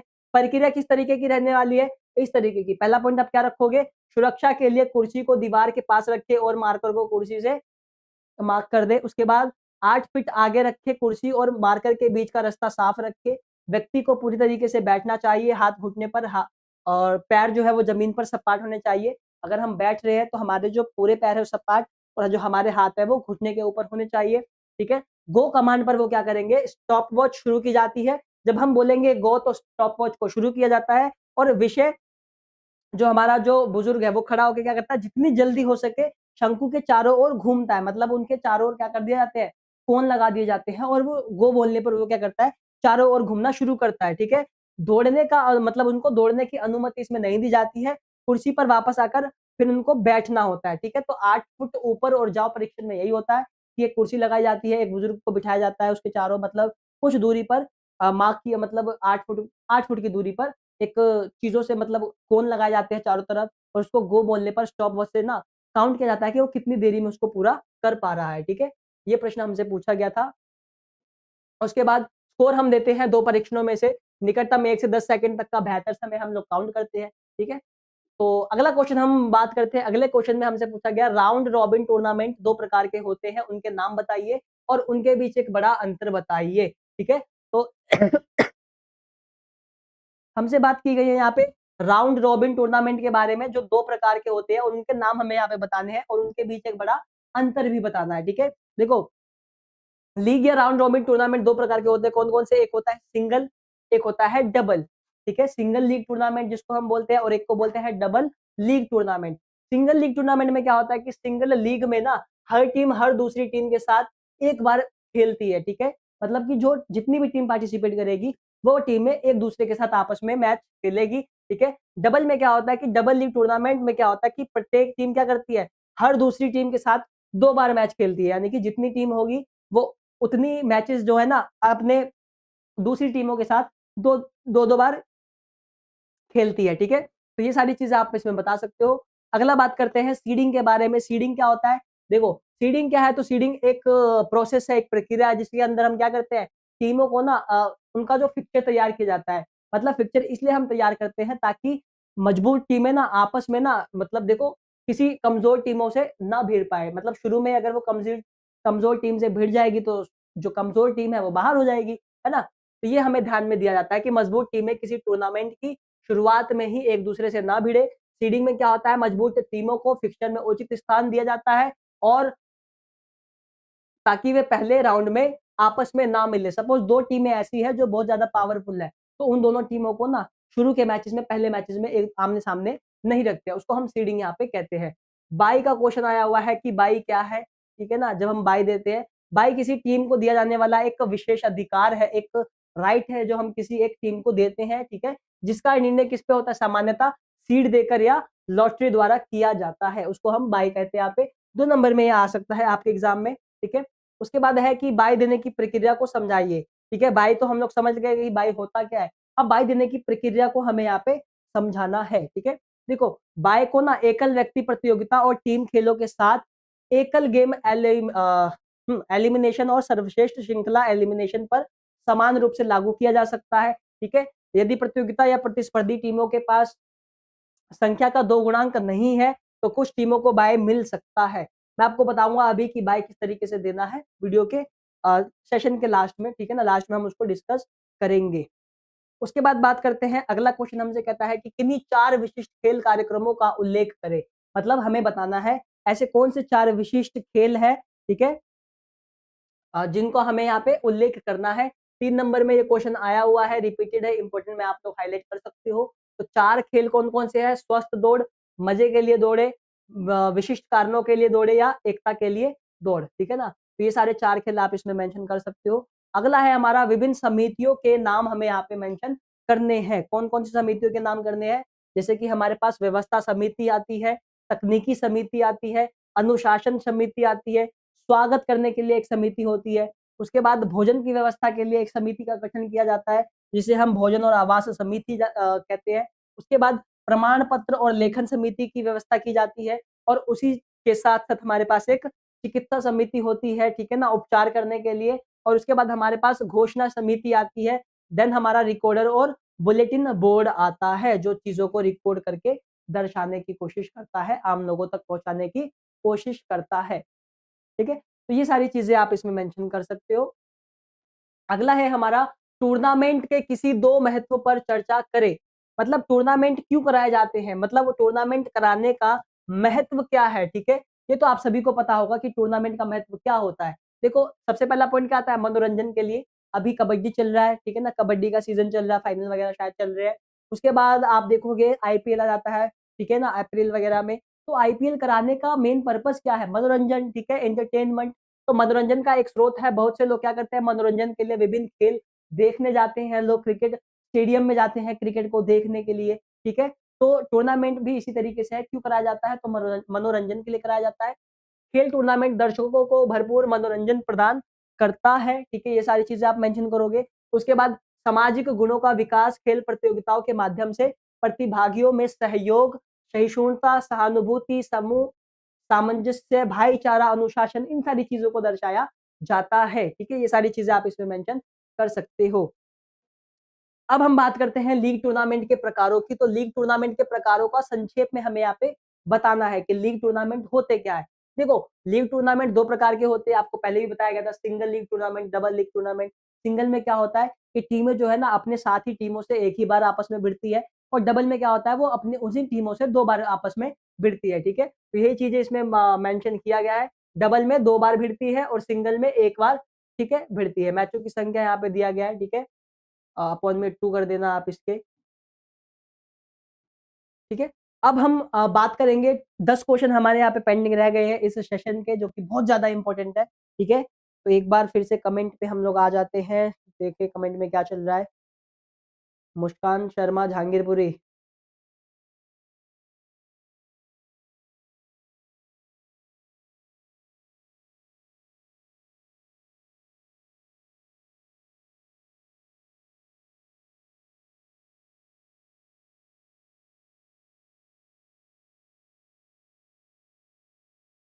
रोहित कह रहा है हेलो रिया।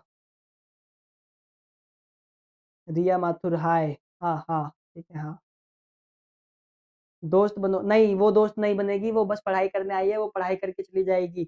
रोहित कैसे फालतू के क्वेश्चन कर रहे हो यार, अब मैं किस किस हर एक का तो कमेंट पढ़ नहीं सकता हूँ मैं, ठीक है। तो थोड़ा सा आप लोग यहाँ पे भी फोकस करो। आप नमस्ते मुस्कान।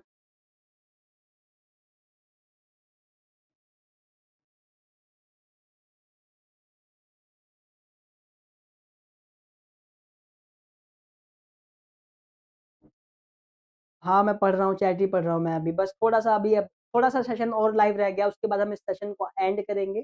थोड़े से क्वेश्चन 10 क्वेश्चन और रह गए हैं जो हमें डिस्कस करने हैं, ठीक है। उसके बाद हम इसको लाइव ही कर मतलब एंड ही कर देंगे, ठीक है। सोनाली रॉय सर आप पढ़ाइए। हाँ मुझे बस आप ही लगे बच्चे पढ़ने वाले, ठीक है, बाकी सब तो चैट में ही बातें करे जा रहे हैं। जतिन भी है, जतिन सर आप पढ़ाओ। बिल्कुल जतिन, अभी शुरू करते हैं दोबारा से, बस 10 क्वेश्चन हमारे रह गए हैं। और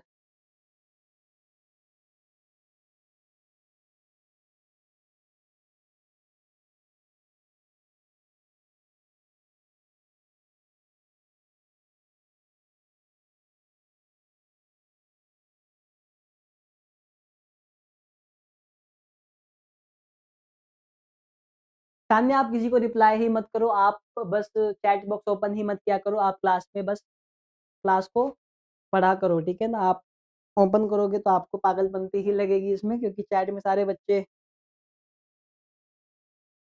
एमसीक्यू की वीडियो भी आ जाएगी रिया बहुत जल्दी सर, एमसीक्यू हाँ बिल्कुल बिल्कुल सिमू, ठीक है, कराते हैं आपके एमसीक्यू तान्या, ठीक है ठीक है।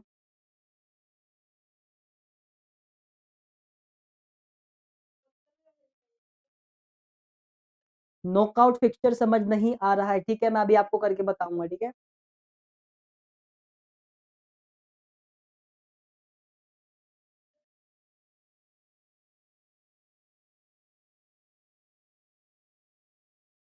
29 क्वेश्चन कौन सा था? अच्छा देखो 29 ये है ना, इसमें हमसे ये पूछा गया है कि जो हम टूर्नामेंट कराते हैं वो मतलब उसका महत्व क्या है, हमें क्यों कराने चाहिए टूर्नामेंट। तो आप इसमें बस यही बताओ कि टूर्नामेंट से क्या होता है, लोगों का मनोरंजन हो जाता है, ठीक है, सामाजिक गुणों का विकास होता है। कैसे कि टूर्नामेंट कराते हैं, बहुत सारे लोग देखने जाते हैं, वहाँ पे अलग अलग समुदाय के अलग अलग कैटेगरी के लोग आते हैं, ठीक है, इंजॉयमेंट करते हैं, भाईचारा बढ़ता है, ठीक है ना। ये सारी चीजें आप मेंशन कर देना उसमें 29 क्वेश्चन में, ठीक है। 31 से अभी हम शुरू करेंगे अपनी वीडियो को।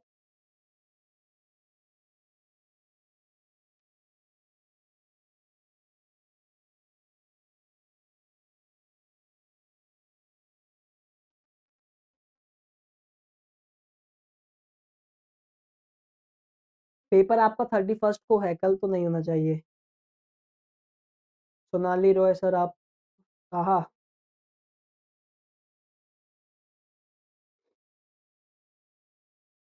रॉयल एनिमेशन कह रहा है स्माइल प्लीज।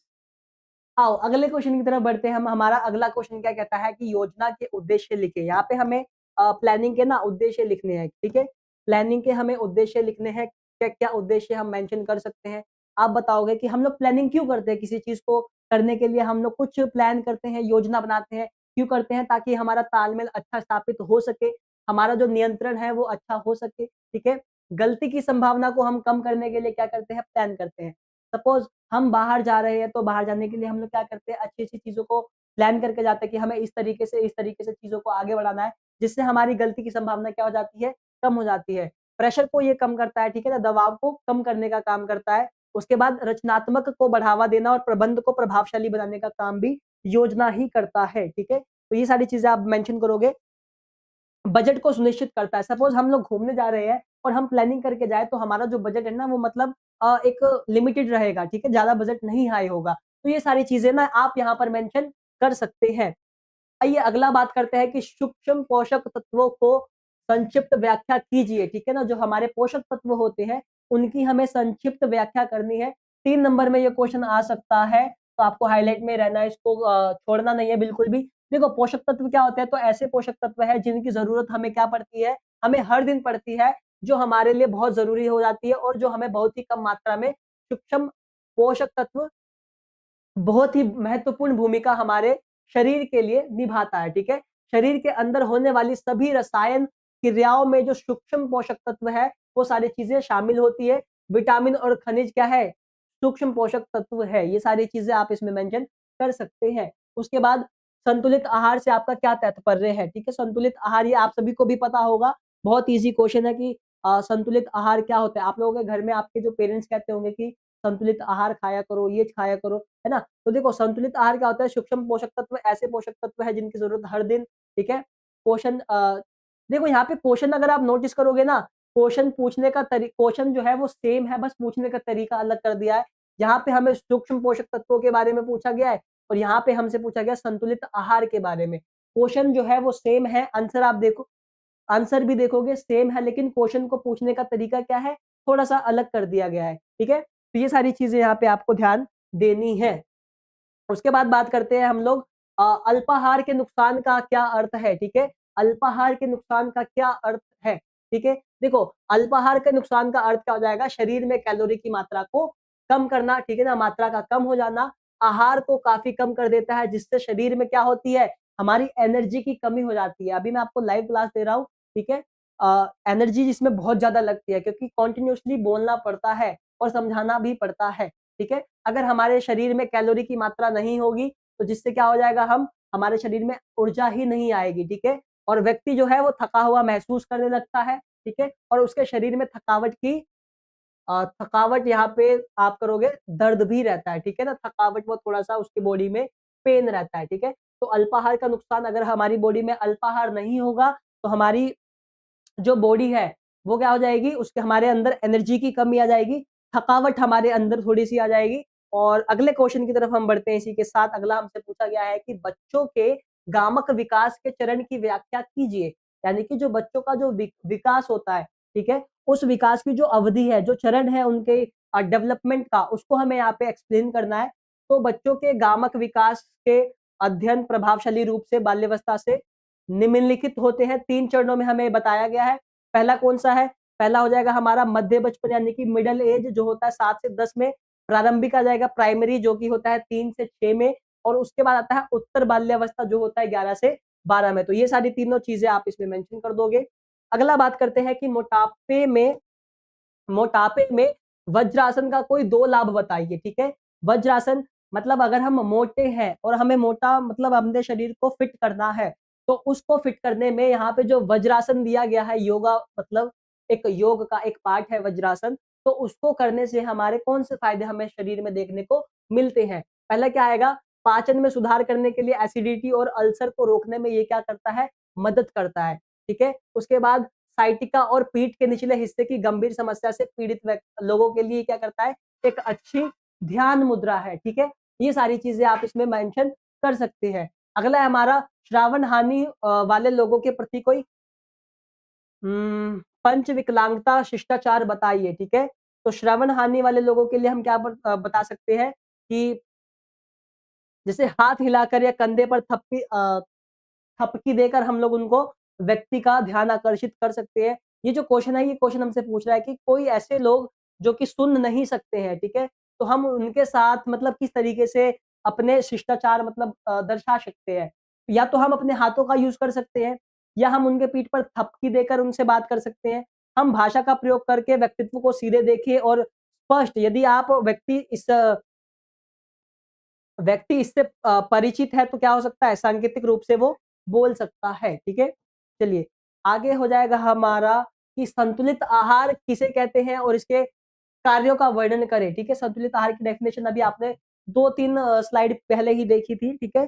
संतुलित आहार की डेफिनेशन की हम बात करते हैं तो संतुलित आहार क्या होते हैं, ठीक है, जिसमें व्यक्ति की अपेक्षा अनुसार वो सारे तत्व होते हैं जैसे कि विटामिन, कार्बोहाइड्रेट, वसा, प्रोटीन, खनिज भी आप इसमें मेंशन कर सकते हो। इसके कार्य क्या हो जाएंगे, हमें काम करने के लिए पर्याप्त ऊर्जा संतुलित आहार से ही मिलती है। अगर हम खाना ही नहीं खाएंगे तो हम क्या खड़े रह सकते हैं क्या, नहीं, ठीक है? तो हमारे लिए संतुलित आहार बहुत ही ज़्यादा ज़रूरी हो जाता है। व्यक्ति की बुद्धि और विकास में सहायता करता है। अगर आप संतुलित पोषक तत्वों का सेवन नहीं करोगे तो आपकी बुद्धि क्या डेवलप हो पाएगी? नहीं हो पाएगी। तो आपको अच्छा भोजन खाना है, संतुलित आहार, पौष्टिक आहारों का सेवन करना है, ठीक है? ये आप चाउमीन, मोमोज़, बर्गर से दूर रहा करो, ठीक है? इनसे हमें कुछ भी दिमाग में नहीं लगता है। दिमाग में ना भूसा-सा भर जाता है, ठीक है? संतुलित आहार से हमारे शरीर के सारे अंग सही प्रकार से बिना थके कार्य करते हैं।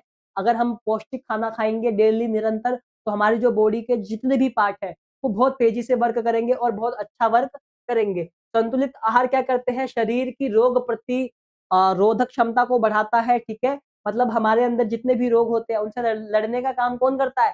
संतुलित आहार। यह शरीर में होने वाले हर प्रकार की बीमारियों से बचाव करता है और शरीर का सही भार बना रहता है। हम लोग कमज़ोर नहीं दिखाई देते हैं, ठीक है? हेल्दी हम लोग दिखाई देते हैं, अगर हम संतुलित आहार का सेवन निरंतर करते रहे। उसके बाद आता है हमारे शरीर के लिए प्रोटीन कितना उपयोगी है, ठीक है? हमारे शरीर में जो प्रोटीन है, मतलब हमारे शरीर के विकास के लिए प्रोटीन की ज़रूरत क्यों होती है, ठीक है? तो देखो प्रोटीन क्या है, कोशिका के निर्माण के लिए एक महत्वपूर्ण तत्व है, ठीक है? जो बच्चे जिम वगैरह जाते होंगे या जिम देखते हैं तो उनको पता होगा कि प्रोटीन जिम वाले क्या कहते हैं कि उनको बताते हैं कि प्रोटीन खाया करो ये, ठीक है? तो प्रोटीन क्या करता है हमारे शरीर के अंदर कोशिका का निर्माण करता है, ठीक है? कार्बोहाइड्रोजन, ऑक्सीजन, नाइट्रोजन, कभी-कभी सल्फर जैसे तत्वों से भी बना होता है प्रोटीन शरीर में अमीनो एसिड के द्वारा रक्त में मिल जाती है, यानी कि अमीनो एसिड के थ्रू ये क्या होता है, जो प्रोटीन है हमारे शरीर का जो ब्लड है, उसके साथ जाके मिल जाता है। अमीनो एसिड क्या करता है, अमीनो एसिड का प्रयोग शरीर के द्वारा मांसपेशियों, ठीक है, मांसपेशियों, त्वचा व देखो यहाँ पे थोड़ा-सा ना मिसप्रिंट है थोड़ा लैंग्वेज का, तो आप लोग थोड़ा मैनेज यहाँ पे कर लेना, ठीक है ना? आंतरिक अंगों के निर्माण के लिए किया जाता है, ठीक है? थोड़ा-सा मैंने यहाँ पे कर दिया है ठीक, आप कर सकते हो वहाँ से। नेक्स्ट है हमारा किसी भी कार्यक्रम को आयोजित करने के लिए विभिन्न समितियों की सूची बनाइए। जस्ट अभी पहले कुछ देर पहले ही हमने इसको डिस्कस किया था, जिसमें आया था हमारा प्रबंधन समिति, कार्य समिति, परिवहन समिति, फिर भोजन आवास समिति, अधिकारियों के लिए समिति, खेल मैदान में उपकरण समिति और प्रतियोगिता कार्यक्रम समिति। अगर ये क्वेश्चन आपका 5 मार्क्स में आता है ना, तो आपको क्या करना है ना, इन सारी समिति को ना एक्सप्लेन कर देना है, ठीक है? 3-3 लाइन में आप एक्सप्लेन कर देना कि इसका क्या काम होता है। प्रबंधन समिति का क्या काम होगा कि प्रबंध कराना चीज़ों को, ठीक है ना? कार्य समिति उसको देख-रेख करना, परिवहन खिलाड़ियों को लेकर आने-जाने की जो परिवहन के द्वारा परिवहन समिति, भोजन और आवास प्रोवाइड कराना खिलाड़ियों को, ठीक है ना? अधिकारियों के लिए जो आप जज रखोगे उस खेल के लिए, उनको लेके आना तो अधिकारियों के लिए की एक समिति, खेल मैदान में उपकरण आप उस खेल मैदान में कौन-कौन से उपकरण यूज़ करने वाले हैं, उसके लिए एक समिति बनाई जाती है। फिर उसके बाद प्रतियोगिता कार्यक्रम समिति आप बता दे सकते हो, ठीक है? तो ये सारी चीज़ें आप इसमें मेंशन कर सकते हैं, ठीक है? चलिए, तो यहाँ पे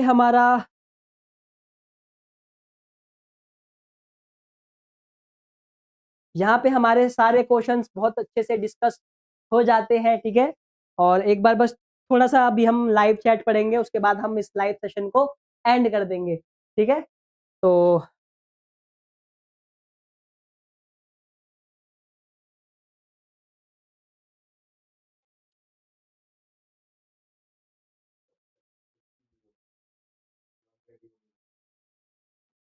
चैप्टर 6 की वीडियो ऑलरेडी अपलोड है, आप चैनल के प्लेलिस्ट पर जाकर देख सकते हो, ठीक है ना? तो वहाँ से आप देख सकते हो चैप्टर की वीडियो प्लेलिस्ट पर आपको ऑलरेडी देखने को मिल जाएगी, ठीक है? आज़ाद हुसैन हेलो। अरे दिव्या कहाँ गई? दिव्या ऑफलाइन हो गई क्या? दिव्या के कमेंट्स नहीं आ रहे हैं। चैप्टर 6 की वीडियो बनी हुई है, आप वहाँ से देखो। प्लेलिस्ट पर जाओ, आप प्लेलिस्ट पर जाकर देखो चैप्टर 6 की वीडियो।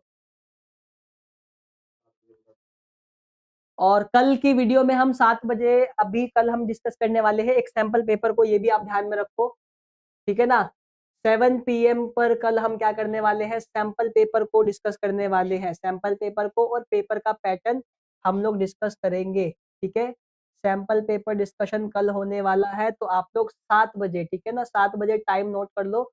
7 बजे कल हम फिर मिलने वाले हैं, ठीक है, सैंपल पेपर को हम सोल्व करेंगे और ये जो क्लास रहने वाली है ये लाइव रहने वाली है, ठीक है, ये लाइव क्लास रहने वाली है, ठीक है। तो आप सभी कल 7 बजे जुड़ जाएं टाइमिंग के साथ, क्योंकि कल की वीडियो आपको बिल्कुल भी नहीं छोड़नी है, क्योंकि मैं आपको ना कल पेपर करने का पैटर्न बताऊंगा कि आपको पेपर को कैसे शुरू करना है, कौन से क्वेश्चन कब करने हैं और कौन से क्वेश्चन को कैसे हैंडल करना है, ठीक है। तो कल की वीडियो आप लोगों के लिए बहुत ज्यादा इंपॉर्टेंट हो जाएगी।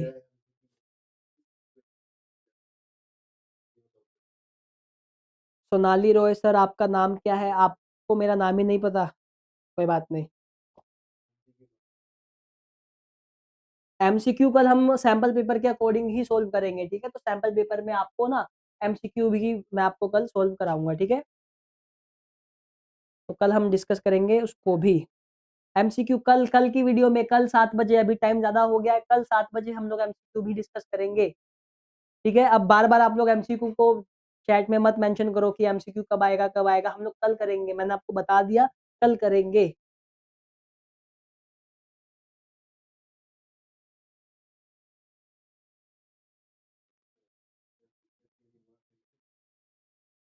देखो फिक्सचर जो है ना वो कल एक क्वेश्चन जो है ना, इस एक क्वेश्चन आता ही आता है, ठीक है। तो कल की वीडियो में ही मैं आपको बता दूंगा।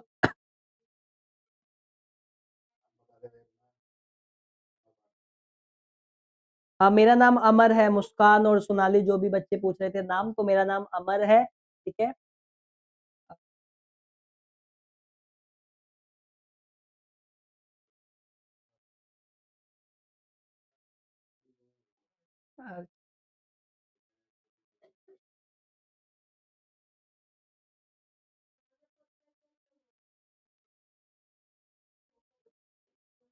इंग्लिश का भी शुरू करेंगे आयुष, ठीक है।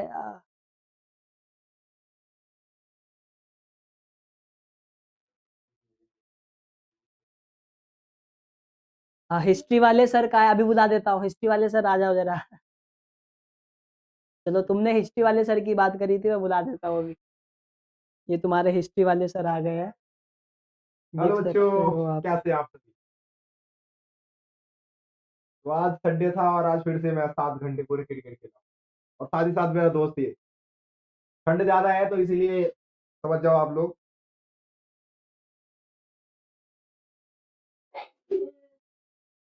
क्या कह रहे हैं भाई चैट बॉक्स में आप सभी।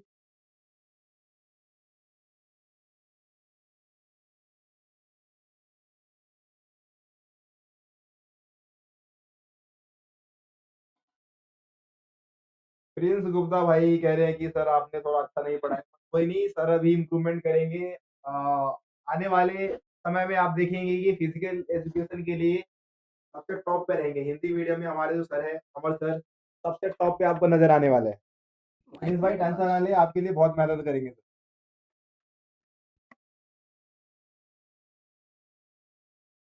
रोहित भाई बिल्कुल सही हूँ मैं, एकदम मस्त। आप सही है ना। सिमू शर्मा,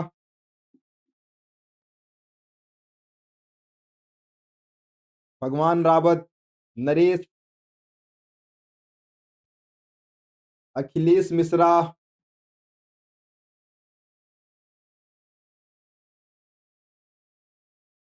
आरएसएसपी कोई और सर नहीं है। आरएसएसपी पे है ना, मैं आपको दिख रहा हूँ रोशन शाह, और साथ ही साथ हमारे साथ अमर सर मौजूद है।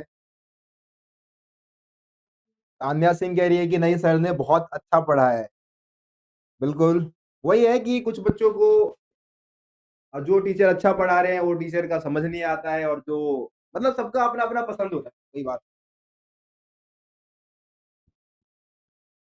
ठीक है, तो आज के इस लाइव सेशन को यहीं पे समाप्त करते हैं। कल का सर ने कल का बता ही दिया आप लोगों को कि कल सैंपल पेपर होगा, है ना। तो सैंपल पेपर के लिए आप सभी को 7 बजे रेडी रहना है। सैंपल पेपर में एमसीक्यू भी हो जाएगा, एमसीक्यू के साथ साथ जो भी लॉन्ग क्वेश्चन शॉर्ट क्वेश्चन है सारे क्वेश्चन उसमें आपको देखने को मिलेंगे, तो वहां पे आपको हो ही जाएगा, है ना। ठीक है, और आपको कुछ कहना है, खत्म कर दे।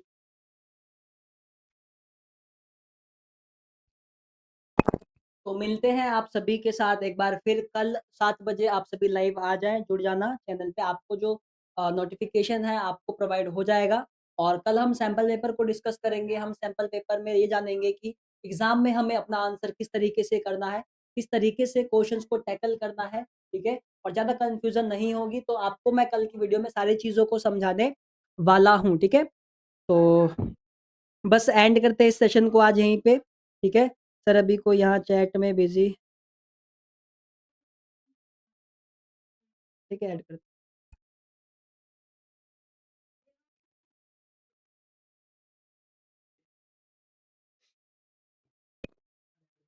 बड़ी हो गई है।